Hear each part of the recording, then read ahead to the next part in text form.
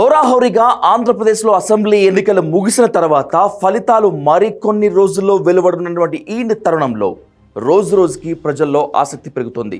ఆంధ్రప్రదేశ్లో మళ్ళీ ఏ ప్రభుత్వం రాబోతోంది, జగన్కి మళ్ళీ పట్టం కడతారా లేదంటే సర్కార్ని మారుస్తారా అనే చర్చ జనంలో ఒక రేంజ్లో జరుగుతోంది. దేశంలోనే ఎవరూ చేయలేనంతగా సంక్షేమ పథకాలు అమలు చేసి అప్పులు చేసి జనానికి లక్షల కోట్ల డబ్బులు పంచి డబ్బిస్తే చాలు జనం చచ్చినట్లు ఓటేస్తారనే బలమైన నమ్మకంతో ఉన్న జగన్ను మళ్లీ గెలిపిస్తారా? ప్రభుత్వ వ్యతిరేకతనే ఆయుధంగా పెట్టుకుని ఎన్నికలకు దిగుతున్న చంద్రబాబుని మళ్లీ సీఎంను చేస్తారా అనేది ఆసక్తిగా మారింది. అయితే 5 ఏళ్లలో జగన్ చేసిన కొన్ని దారుణమైన తప్పిదాలు, అహంకారపూరిత నిర్ణయాలు ఈ ఎన్నికల్లో ఆయన్ని దెబ్బతీసినా ఆశ్చర్యం లేదు. అసలు జగన్ చేసిన తప్పులు ఏమిటంటే, జగన్ చేసినటువంటి 10 తప్పుల్లో మొదటి తప్పును గనక చూసుకున్నట్లయితే పగా ప్రతీకారాల మీదే జగన్ దృష్టి. జగన్ 5 ఏళ్ల పాలన పగా ప్రతీకారాలతోనే జరిగిందని చాలా మంది చెప్తూ ఉంటారు. తనను జైలుకు పంపటానికి సోనియా, చంద్రబాబే కారణమని బలంగా విశ్వసించే జగన్ అధికారంలోకి రాగానే వేట మొదలు పెట్టారట. చంద్రబాబు ఇంటి పక్కనే కట్టిన ప్రజావేదికను కూల్చిపడేశారు. జనం సొమ్ముతో కట్టిన నిర్మాణం అని తెలిసి కూడా అడ్డగోలు నిర్ణయం తీసుకొని అమలు చేశారు. రాజధాని అమరావతిలో నిర్మాణాలను ఎక్కడెక్కడ ఆపేశారు. జనం సొమ్ము పోయినా పర్వాలేదు, తన మాటే నెరవేరాలి అనుకున్నారు జగన్. కరకట్టపై ఉన్న ఇళ్లకు నోటీసులు ఇచ్చే క్రమంలో చంద్రబాబుకు నోటీసులు ఇవ్వటమే కాదు, దాదాపు ఆయన్ను ఇంటి నుంచి బయటకు గెంటేసేంత పని చేశారు జగన్. చంద్రబాబు హయాంలో అమలు చేసిన అన్ని పనుల టెండర్లను రీకాల్ చేశారు. టీడీపీ నాయకుల్లో ఒక్కొక్కరిపై విడివిడిగా ప్రతీకార దాడులు కొనసాగాయి. అద్దంకి ఎమ్మెల్యే గొట్టిపాటి రవికి చెందిన మైన్స్ మొత్తాన్ని క్లోజ్ చేయించారు. డైరీ అక్రమాల పేరుతో ధూళిపాళ నరేంద్రను జైల్లో తోశారు. అశోక గజపతి రాజు లాంటి వారిని కూడా వదిలిపెట్టలేదు. వాళ్ళ కుటుంబంలో విభేదాలు సృష్టించి సింహాచలం నుంచి ఆయన్ను వెళ్లగొట్టే ప్రయత్నం చేశారు. ఇక అయ్యన్న పాత్రుడికైతే ఒక ఆట ఆడుకున్నారు. రాష్ట్రంలో చిన్న పెద్ద టీడీపీ నాయకుల్ని మొత్తం మీద ఒక 100 మందిని అరెస్ట్ చేసి లోపల వేశారు. ఎవరు నోరెత్తినా తన్ని లోపల వేయటమే. తన పార్టీ ఎంపీ రఘురామకృష్ణంరాజును కూడా అరెస్ట్ చేసి చితక్కొట్టి పంపించారు. టీడీపీ రాష్ట్ర అధ్యక్షుడు అచ్చెన్నాయుడును అరెస్ట్ చేశారు. నారాయణ విద్యా సంస్థలను దాదాపు మూసేసే పరిస్థితికి తీసుకొచ్చారు. నారాయణపై కూడా కేసులు పెట్టారు, అరెస్ట్ చేశారు. చివరిలో చంద్రబాబును కూడా స్కిల్ డెవలప్మెంట్ కేసులో అరెస్ట్ చేసి 52 రోజులు జైల్లో పెట్టారు. పగ, ప్రతీకారాలు, కేసులు, జైళ్లు, ఇలా జగన్ పరిపాలన మొత్తం ఇవే నడిచాయి. పోలీస్ వ్యవస్థ, ఇంటెలిజెన్స్, సిఐడి, ప్రభుత్వ న్యాయవాదులు మొత్తం రాజకీయ ప్రత్యర్థుల వేటకి ఉపయోగపడ్డారు. 5 ఏళ్లు పగ, ప్రతీకారాలు తప్ప మరింకా ఏ కార్యక్రమం విజయవంతంగా జరగలేదు. పోలీసులు చెలరేగిపోయారు. అమరావతి అనే దాన్ని పూర్తిగా నాశనం చేయాలనే లక్ష్యంతోనే పనిచేశారు జగన్. అక్కడ ప్రభుత్వం సేకరించిన భూమిని ఇష్టానుసారంగా చేశారు. మంగళగిరి, విజయవాడ పరిసర ప్రాంతాల్లో రియల్ ఎస్టేట్ పూర్తిగా కుప్పకూలేలా చేశారు. రియల్ వ్యాపారులంతా సగం నిర్మాణాలని అక్కడే వదిలేసి హైదరాబాద్ పరారైనటువంటి దుస్థితి.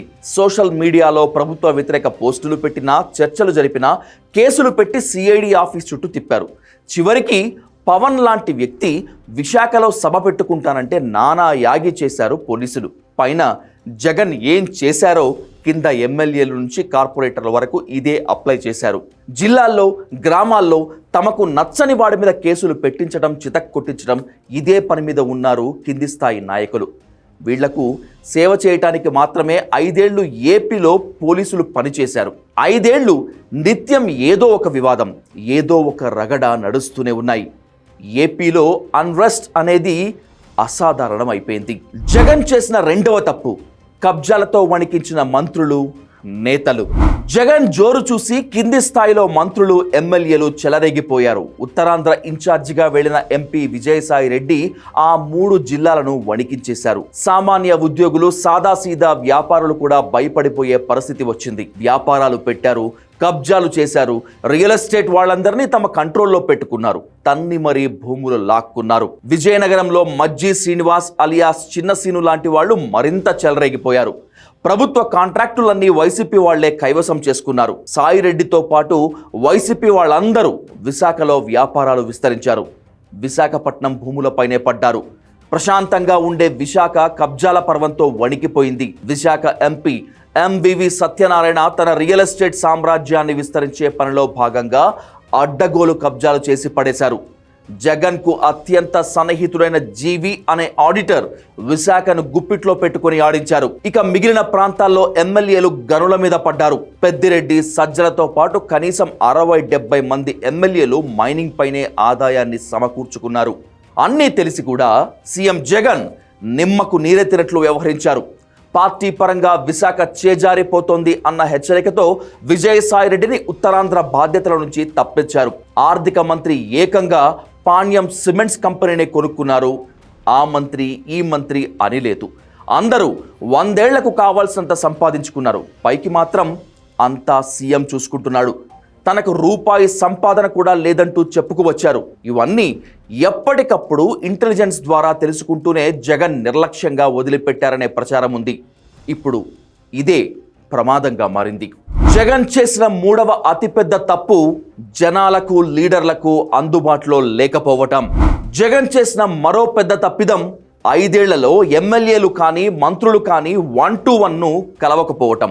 జనాలకు కూడా ఎన్నడూ కలిసింది లేదు. ఈ 5 ఏళ్లలో జగన్ ఒక్క ప్రెస్ మీట్ కూడా పెట్టలేదనే విమర్శ ఉంది. అభివృద్ధి పథకాలు అమలు చేసేటప్పుడు, సంక్షేమ పథకాలు ప్రారంభించేటప్పుడు బటన్ నొక్కటం, స్పీచ్ ఇవ్వటం, చివరలో చంద్రబాబు పవన్ని తిట్టడం జగన్ చేసింది ఇదే. ఇంతకు మించి తన ఎమ్మెల్యేలు, ఎంపీలను జగన్ ఏ రోజు కలిసింది లేదు.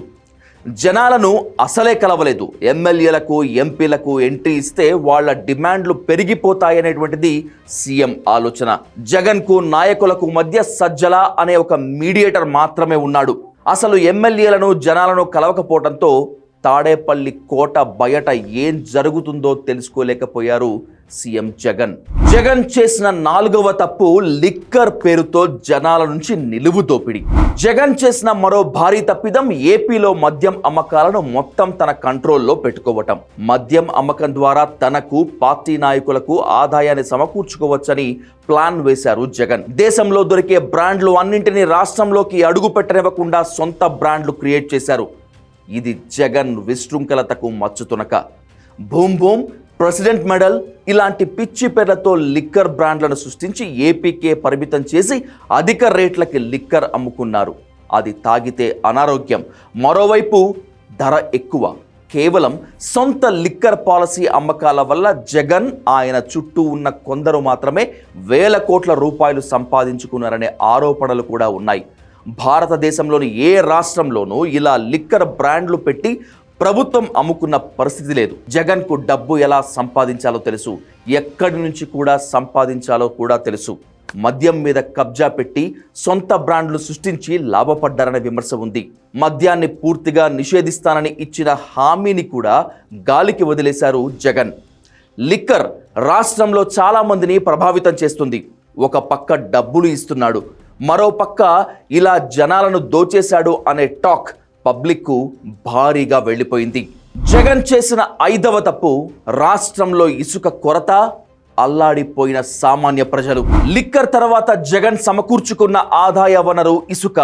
రాష్ట్రంలోని ఇసుకను ప్రైవేట్ సంస్థకు లీజ్కు ఇచ్చేశారు. ఎమ్మెల్యేలు కానీ, ఎంపీలు కానీ, నాయకులు ఎవరూ అటువైపు చూడకూడదని ఆదేశించారు. ఆ ప్రైవేట్ సంస్థ ఇసుక తవ్వుకుంటుంది.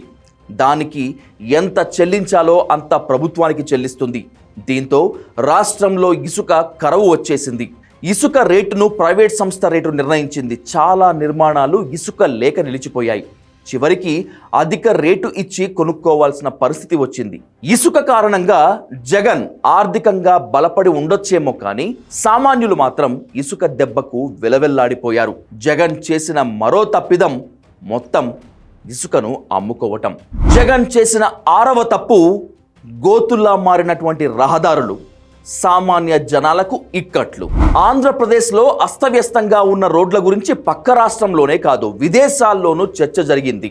ఏపీలో నేషనల్ హైవే మినహాయించి మిగిలిన రోడ్లన్నీ దారుణంగా ఉన్నాయి. చంద్రబాబు హయాంలో వేసిన సిమెంట్ రోడ్లు మినహా మిగతా రోడ్ల పరిస్థితి చెప్పాల్సినటువంటి అవసరమే లేదు.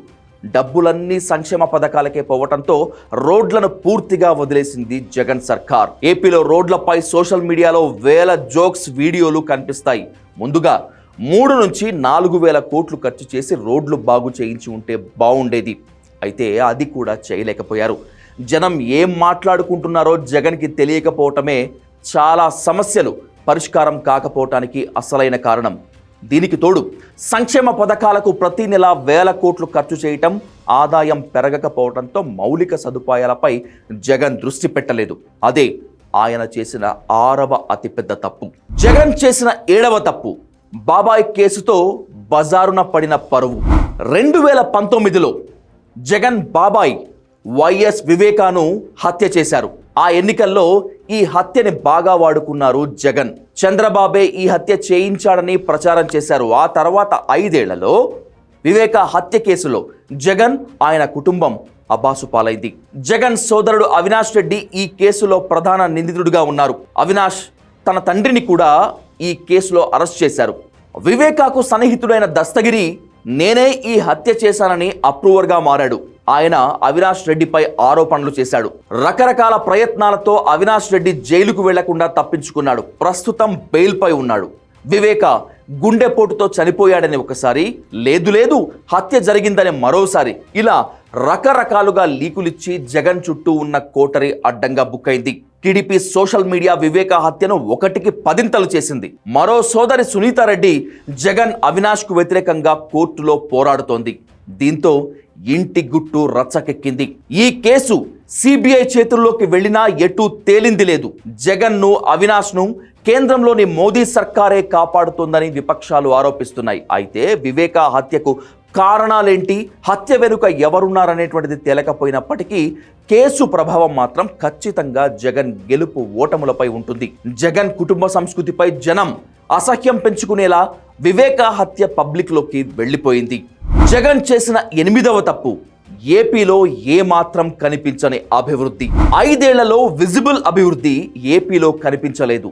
డబ్బులు మొత్తం సంక్షేమ పథకాలకే పెట్టడంతో ఖజానాలో రూపాయి మిగలటం లేదు. కాంట్రాక్టులకు డబ్బులు ఇచ్చే పరిస్థితి లేదు. యూనివర్సిటీలు, ఇతర సంస్థలు దగ్గరున్న నిధుల్ని కూడా డైవర్ట్ చేసి గవర్నమెంట్ వాడేసుకుంది. కొత్తగా విద్యా సంస్థలు పెట్టినట్లుగా కానీ, పరిశ్రమలు పెట్టినట్లుగా కానీ ఎక్కడా కనిపించదు. రామాయంపేట పోర్టు, అదాని డేటా సెంటర్తో పాటు మరికొన్ని ప్రాజెక్టులు నిర్మాణంలో ఉన్నప్పటికీ ఏ రకంగానూ దోహదపడలేదు. కేంద్రంలో బీజేపీ సన్నిహిత సంబంధాలు ఉన్నా సంక్షేమ పథకాలకు డబ్బులు తెచ్చుకున్నారు తప్ప అభివృద్ధి కోసం డబ్బులు తీసుకురాలేకపోయింది జగన్ సర్కార్. అంతేకాదు, స్టీల్ ప్లాంట్ ప్రైవేటీకరణను అడ్డుకోలేకపోయింది. అదానికి అడ్డగోలుగా ప్రాజెక్టులు కట్టబెట్టింది.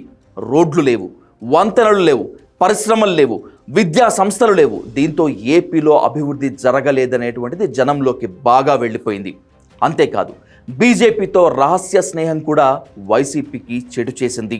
జగన్ చేసిన 9వ తప్పు అమరావతిని తొక్కేయటం, జనాలను కులాలుగా విడగొట్టడం. ఏపీ అసెంబ్లీలో అమరావతిని రాష్ట్ర రాజధానిగా ఆమోదించిన జగన్ అధికారంలోకి వచ్చాక అమరావతిని ఇనుప పాదంతో తొక్కేశారు. ఆంధ్రప్రదేశ్కు 3 రాజధానులు అంటూ ప్రకటించారు. విశాఖను ఎగ్జిక్యూటివ్ క్యాపిటల్గా ప్రకటించిన జగన్ కనీసం అక్కడ కూడా ఏమీ డెవలప్ చేయలేదు. ఋషికొండలో కొండకు గుండు కొట్టించి తన కోసం అత్యంత ఖరీదైన అధికార నివాసాన్ని 200 కోట్ల రూపాయలు ఖర్చు పెట్టి కట్టించుకోవటం తప్పితే జగన్ చేసింది ఏమీ లేదు. కోర్టు వ్యతిరేకించినా, కేంద్రం వ్యతిరేకించినా, జనం ఒప్పుకోకపోయినా విశాఖే రాజధాని అంటూ ఒక సామాజిక వర్గాన్ని టార్గెట్గా చేసుకొని అమరావతిని భ్రష్టు పట్టించారు. మరోవైపు విశాఖను వైసీపీ కార్యకర్తలు, నాయకులు ఆగం చేశారు. ఇదంతా జనంలో జగన్ పట్ల, వైసీపీ పట్ల విపరీత వ్యతిరేకతను సృష్టించింది. ఇంత చేసి ఆంధ్రప్రదేశ్కి ఏ రాజధాని లేకుండా చేశారు జగన్. ఇక ఏపీ జనాన్ని తన పార్టీ గెలుపు కోసం కులాలు, వర్గాలుగా విడగొట్టేయటం జగన్ చేసిన మరో దుర్మార్గపు పని. ఒక రెడ్డి ముఖ్యమంత్రి బహిరంగ వేదికపై నా ఎస్సీలు, నా బీసీలు, నా ఎస్టీలు అంటూ జనాన్ని కులాల వారీగా విడగొట్టేశారు. ఆ కులాలకు మాత్రమే తాను మేలు చేస్తానని నిస్సిగ్గుగా చెప్పుకున్నారు జగన్. అక్కడితో ఆగలేదు. తాను పీడిత, తాడిత ప్రజలకు ప్రతినిధినని, భూస్వామ్య వర్గాలకు వ్యతిరేకినని, చంద్రబాబు, పవన్ కళ్యాణ్ వీళ్లంతా భూస్వామ్య వర్గాలు అని ఒక పిచ్చి వాదనను ఎత్తుకున్నారు జగన్. దేశంలోనే అత్యంత ధనిక ముఖ్యమంత్రి, 1000 కోట్ల రూపాయల అధిపతి, ఎలక్షన్ అప్పుడు 770 కోట్లు అని అధికారికంగా ప్రకటించిన నాయకుడు తాను పేదల ప్రతినిధినని, పేదల కోసం పోరాడుతున్నానని చెప్పుకోవటం పరమ జుగుప్సాకరంగా కనిపించిందనేటువంటిది చాలామంది చేసేటువంటి విమర్శ. ఈ చిల్లర మాటలు, ఈ చిల్లర వేషాలు కూడా జగన్ పట్ల అసహ్యాన్ని పెంచాయనేటువంటిది మరొక ఆరోపణ. పేదల ప్రతినిధిగా, సంపన్న వర్గాల నుంచి పేదలను కాపాడే విప్లవకారుడిగా తనను తాను జగన్ చెప్పుకోవటం, పఠించటం జగన్ చేసిన మరో భయంకరమైన తప్పు. జగన్ చేసిన పదవ అతిపెద్ద తప్పు ముంచేయనున్న ల్యాండ్ టైటిలింగ్ యాక్ట్. ఎలక్షన్కు సరిగ్గా 15 రోజుల ముందు Telugu Desam social media land titling act పై లేపిన గబ్బు జగన్ని దాదాపు ముంచేసిందేమో అన్న అనుమానాన్ని తెర మీదకి తీసుకొస్తోంది. ల్యాండ్ టైటిలింగ్ యాక్ట్ ద్వారా జనాల భూముల్ని జగన్ లాక్కుంటాడని, వాటిని తనఖా పెట్టుకుని డబ్బులు తెచ్చుకుంటాడని, మీ భూములపై మీకు హక్కు లేకుండా పోయిందని, ఒరిజినల్ పట్టాలు సబ్ రిజిస్టర్ దగ్గరే ఉంటాయని, ఇలా రకరకాలుగా సోషల్ మీడియాలో, టీడీపీ మీడియాలో ల్యాండ్ టైటిల్ యాక్ట్ పై అల్లరి చేశారు. దీన్ని జనం బాగా నమ్మారు. వీటితో పాటు రైతు పాస్ పుస్తకాలపై జగన్ తన ఫోటో వేయించుకోవటం, అలాగే భూ సర్వే చేసి పాతిన రాళ్లపై కూడా ఫోటోలు పెట్టుకోవటంతో ఈ భూములని జగన్ లాక్కుంటాడని జనాన్ని బాగా నమ్మించగలిగింది టీడీపీ, ఐటీడీపీ. టీడీపీ, జనసేన ఆరోపణలని సమర్థంగా ఖండించలేకపోయారు వైసీపీ అధినేత జగన్మోహన్ రెడ్డి. ఆయన చుట్టూ ఉన్న వాళ్ళు కూడా ఏ రకంగానూ ఇది అబద్ధమని సమర్థంగా చెప్పలేకపోయారు. కేంద్రం చేసిన ఈ చట్టాన్ని అసెంబ్లీలో సమర్థించిన టీడీపీ ఈ చట్టాన్ని అధికారంలోకి రాగానే తాను రద్దు చేస్తానని ప్రకటించడం ఇంకా హాస్యాస్పదం. కానీ ఏది ఏమైనా ల్యాండ్ టైటిలింగ్ యాక్ట్లో జగన్ చేసిన పొరపాటు అతని పార్టీని ముంచేసింది. మేనిఫెస్టో మరో సెల్ఫ్ గోల్ కొట్టుకున్నారు జగన్. అక్కడికి ఏదో ఆర్థికంగా చాలా క్రమశిక్షణతో ఉన్నట్లు, కానీ హామీలు ఇవ్వలేనట్లు వృద్ధాప్య పెన్షన్ను 3,500కు పరిమితం చేశారు. పెద్ద ఆకర్షణ ఏమైనా ప్రకటనలేవి మేనిఫెస్టోలో చేయలేదు. టీడీపీ వృద్ధాప్య పెన్షన్ 4,000 రూపాయలంటూ ప్రకటించింది. అమ్మఒడి పథకాన్ని మాతృదేవోభవ పేరిట ఇంట్లో పిల్లలందరికీ వర్తింపజేస్తానని హామీ ఇచ్చింది.